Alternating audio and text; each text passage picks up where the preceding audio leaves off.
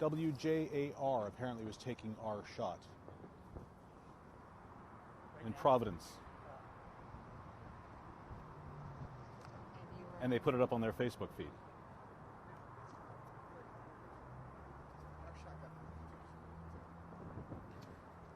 WJAR in Providence apparently took our feed and was just feeding it out live and listening to me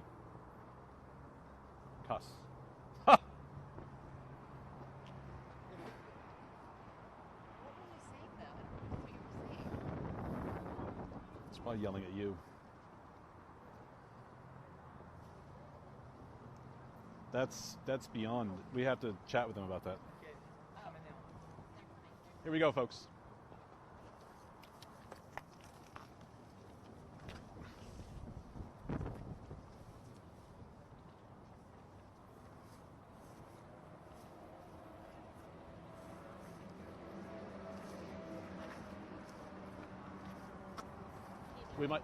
We might need to vamp for a second.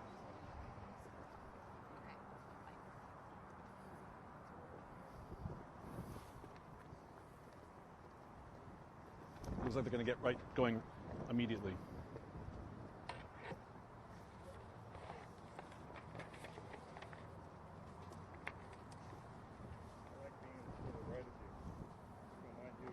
Not at all, but maybe a little bit further back. Sure. A little more distance. Oh, that's right. Right. You got to do the wingspan, right?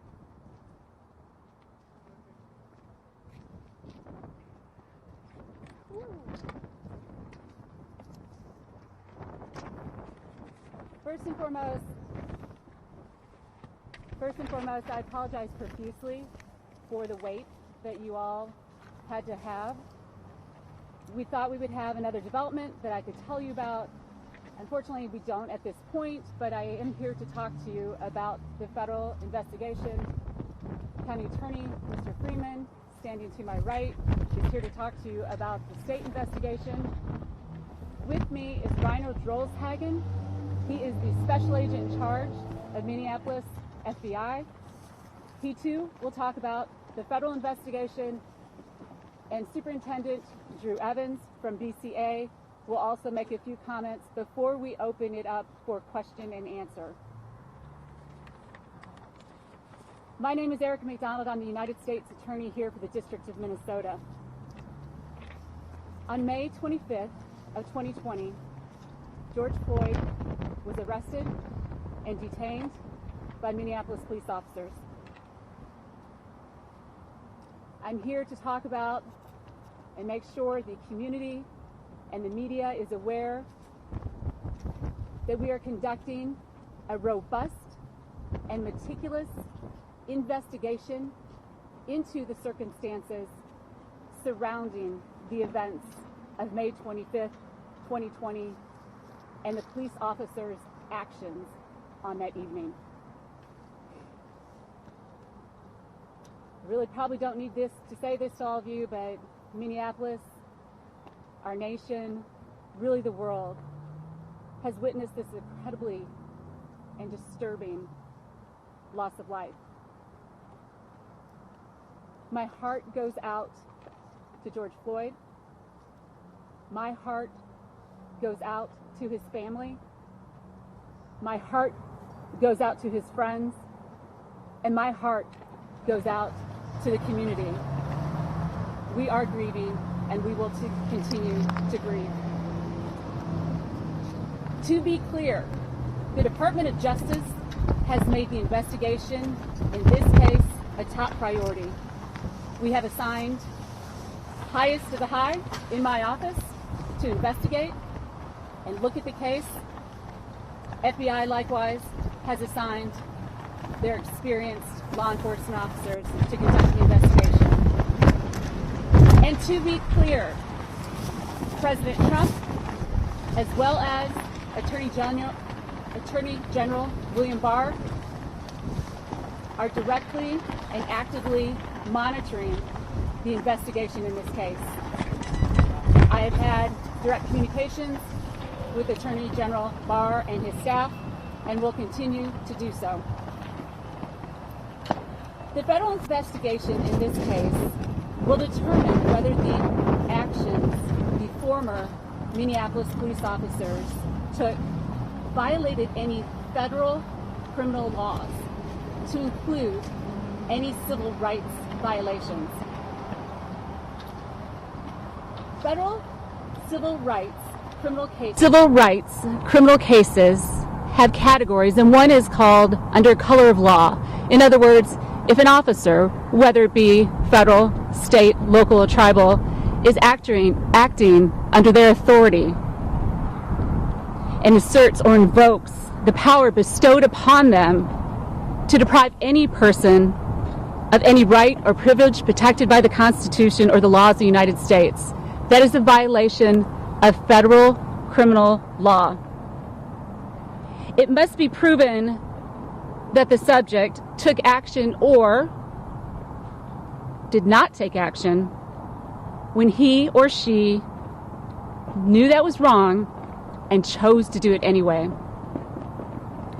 As with all matters, the investigation in this case will be comprehensive and will be conducted with the highest integrity as the community would expect.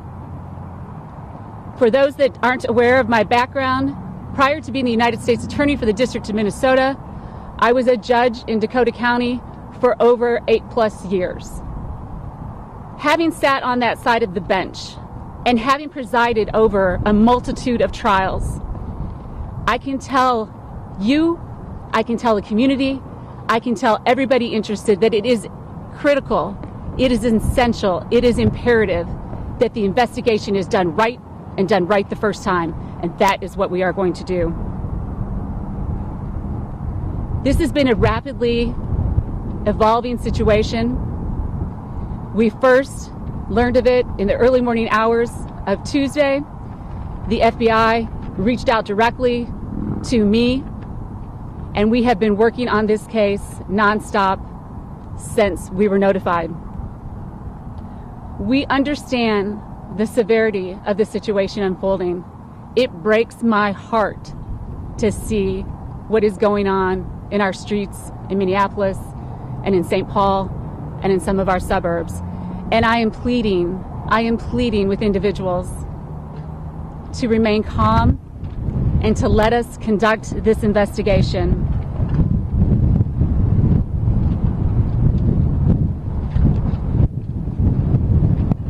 Give it just a minute before I blow over. We share with the FBI and we share with our state partners who are conducting parallel but independent investigations, so that is clear. We have two different investigations and conclusions and recommendations that will come from those to each of our respective offices, but we share an unwavering commitment to see that this investigation is done right, that it's done forthwith, that we act with dispatch, and that we live up to the standards the community demands. Our highest priority is that justice will be served. With that, I am going to close my comments and turn it over to Special Agent in Charge, Reiner Drolshagen from the FBI.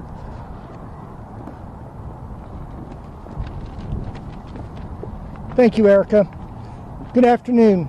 My name is Reiner Drolshagen. I'm the Special Agent in Charge of the Minneapolis Field Office. Echoing U.S. Attorney's comments, I'd like to say I express my complete condolences to the Floyd family. I'd also like to express my sympathy to the citizens of Minnesota, as there is extreme frustration, anger, and sadness. I also want to thank Chief Arredondo of Minneapolis Police Department. He reached out to me in the middle of the night and requested our assistance. His call enabled me to immediately reach out to the U.S. Attorney's Office to enlist their assistance. And as such, we were able to open an investigation in a matter of a few hours after the incident. Our role in this investigation is to investigate allegations of willful violations of federal civil rights. The FBI team is following the path where the facts will lead us. We are conducting a swift, yet meticulous investigation. In less than 72 hours, much work has been done, but I assure you there is much more to be accomplished. I want to ensure that you understand we respond to cases like these as quickly as possible. We will follow the case to conclusion in partnership with our state partner, the Bureau of Criminal Apprehension. The FBI is a fact-gathering agency. We collect facts, and we need your help. We're asking everyone that was present before, during, and after the incident to come forward to help us build the best picture of what occurred. Each little piece of the puzzle helps us complete the big picture. If you have any information, or if you have any videos, or you know of anyone who can help us with this, I encourage you to ask them to contact 1-800-CALL-FBI. Again, I'm encouraging you to reach out to 1-800-CALL-FBI. No tip is too small. Thank you.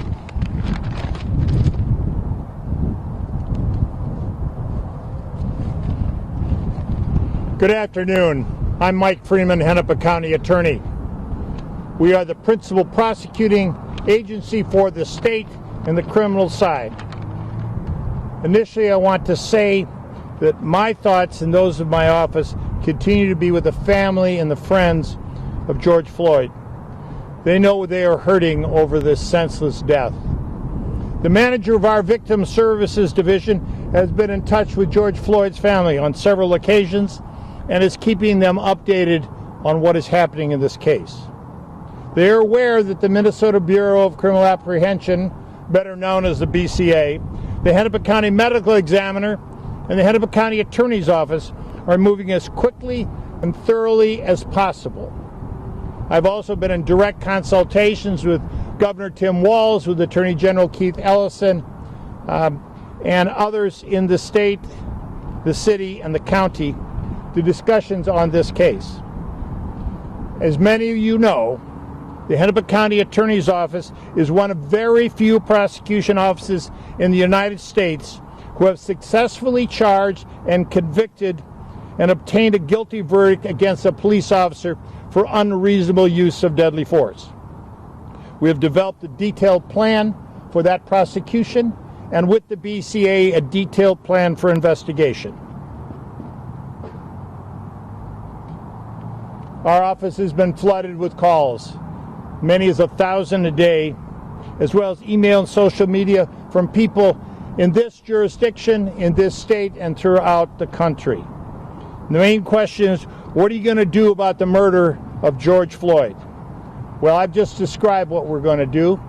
We are going to investigate it as expeditiously, as thoroughly, and completely as justice demands. Sometimes that takes a little time, and we ask people to be patient. We have to do this right, and that's what we'll do. I also want to tell you that our office has led the nation in openness on these types of cases.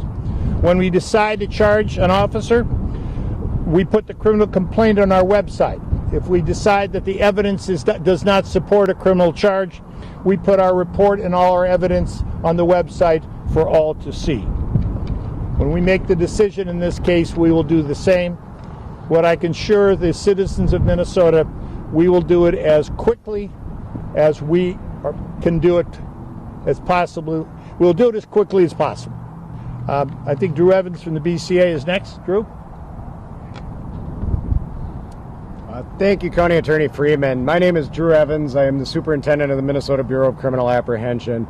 First, I'd like to share with my colleagues here in expressing my deepest thoughts and sympathies to the family of George Floyd, the heartbreak that they're going through in the community as a whole. This is a difficult time for our entire community as they mourn his death. The Bureau of Criminal Apprehension began this investigation immediately after this incident occurred. When we were contacted by the Minneapolis Police Department, agents were deployed, including our crime scene, immediately began gathering evidence, talking to witnesses, and then working immediately with the county attorney's office, discussing our findings and what we had at that time. Next, over the night, as was indicated, the FBI was contacted. I spoke with Chief Arredondo. He informed me he was contacting them, and that was a contact we all welcome in this process. We're working very collaboratively together through this process. Our agents are working closely together. We've deployed numerous resources. We brought in agents from all over the state, recognizing the importance of an expeditious, quick investigation that is still thorough, independent, and unbiased by all of our organizations. Those findings will be turned over to the county attorney on the state side, and on the federal side, as noted, to the United States Attorney's Office. The same thing we share as the FBI did. We want any citizen, anybody who was there that witnessed this event, that has information that would be helpful to our investigation, to either call the FBI tips line or 651-793-7000, which is the BCA Operations Center.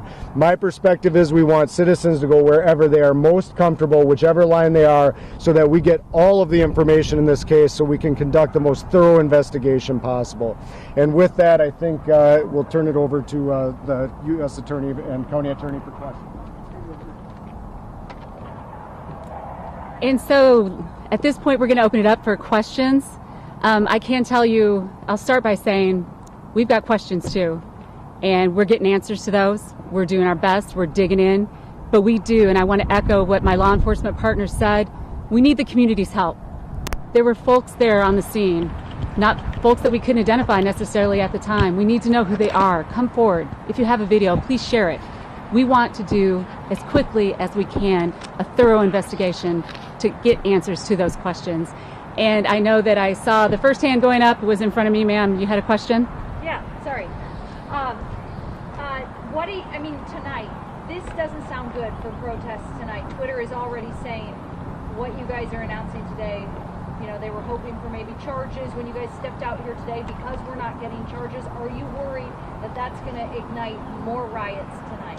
My hope is that getting it out through you, that the community will understand that we are taking this seriously, that we're working as quickly as possible, so the community understands we don't announce investigations typically. As you, the media, knows, it's unusual for us to come forward and tell you about an investigation.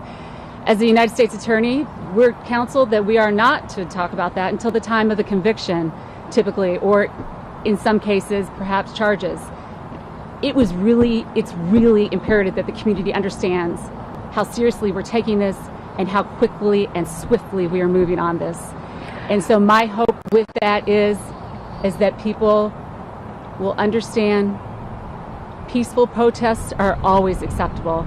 That is the cornerstone of our justice system, is that people have the right to say how they feel and to talk about their feelings and to protest peacefully, but the obstruction and the destruction of property and harm to individuals has got to stop.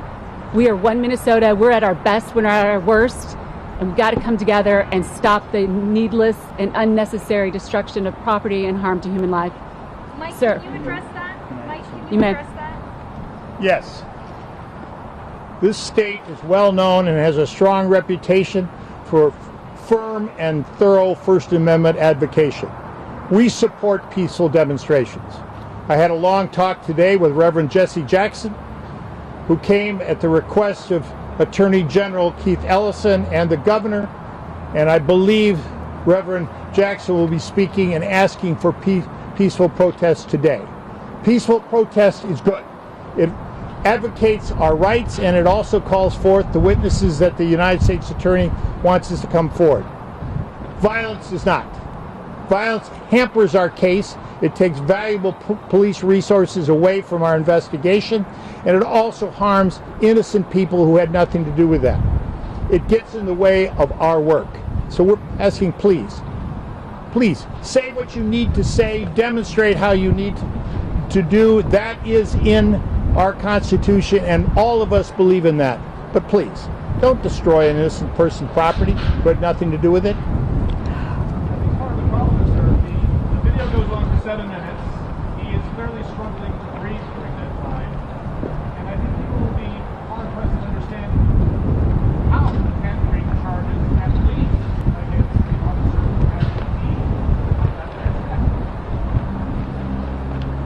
It's a violation of my ethics to talk and evaluate evidence before we announce our charging decision. And I will not do that. I will say this, that video is graphic and horrific and terrible, and no person should do that. But my job in the end is to prove that he violated a criminal statute. And there is other evidence that does not support a criminal charge. We need to wade through all of that evidence and to come through with a meaningful determination, and we are doing that to the best of our ability. How long is that going to take? Mr. Freeman, you've been talking about patience.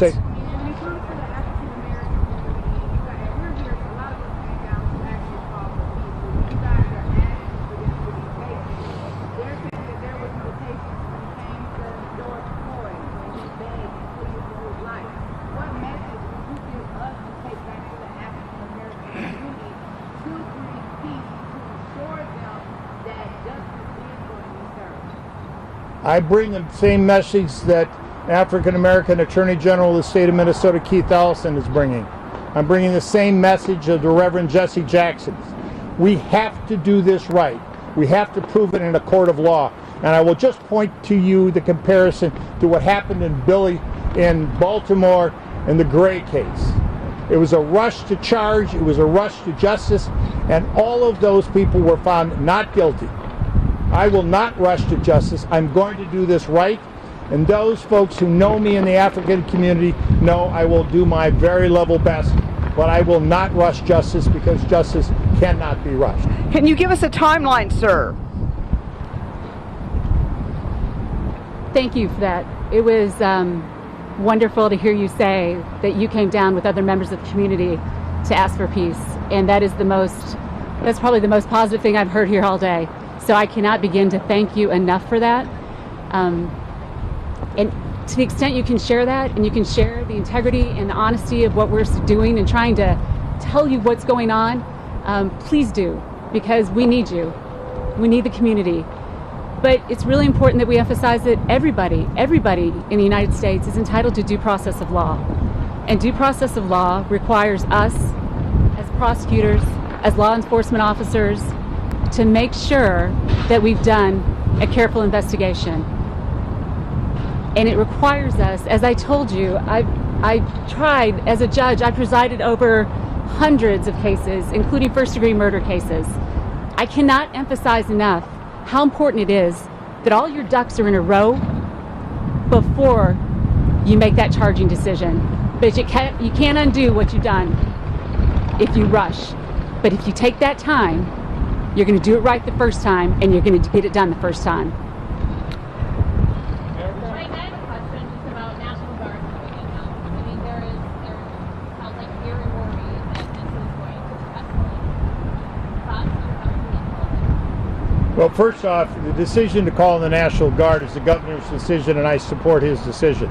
Second, since I've been Hennepin County Attorney, I try to be the best prosecutor I can be and run the best office, and I try to stay out of other people's business. Okay, so the on the streets and the law enforcement is not my business directly. I do encourage people not to do dangerous things and to harm other people or property, but I can say to you that we just can't rush this. I've been involved in a number of these investigations. The BCA has got their most veteran people, and they are good. I have leading the prosecution team the two prosecutors that brought justice in the Justine Damon case. And as I said to you earlier, it's one of the few successful murder convictions of a police officer or using force in the country. And I had a lot of pressure to hurry that, to do it quickly. You can't do that. These need to be done right. Please. Give me and give the United States Attorney the time to do this right, and we will bring you justice. I promise. Mike, if I could just ask you this, there's a lot of frustration from people who are watching that video and saying, if it had been me, I would have been in jail. If it were a young African American man who had had the knee to a person's throat, they would have been in jail immediately. What do you say to that? Because that is the source of the anger and the frustration and the belief that there are two sides and two paths to justice here. You know, the path for police officers and privileged people and the path for everyone else. Esme, as you know from covering these kind of cases for a long time, each of the facts are different and each of them have to be addressed differently. I assure you that if the person who had committed the act, and I do not condone or respect the act done by the police officer to Mr. Floyd, that was excessive and that was wrong. The question in my business is it criminal? That's what I have to prove. And you know, if there are cases that you can quickly and easily evaluate, most of the cases, particularly cop use of force cases, are specifically more complex and have to be done right, and we're committed to doing it right. Sir, you. Police officers. Yeah, Mike, can I answer? I want to answer that question as well, if I may. Yeah, sure. You know, it's important for, I 100% agree with you. That is the question, right? It is the question that people in my office are asking. It's the question, we were all feeling the pain of watching that. But this is what needs to be understood is, and I know you all understand this, but to the extent I'm speaking to the community, police officers, by the nature of their job, have the authority to use a certain amount of force when they're executing their duties faithfully and honestly and in accordance with their policies. And so a police officer, a law enforcement officer, has, within the latitude of their scope of duty, the ability to use the right amount of force, but not excessive force. Not excessive force as defined by the law.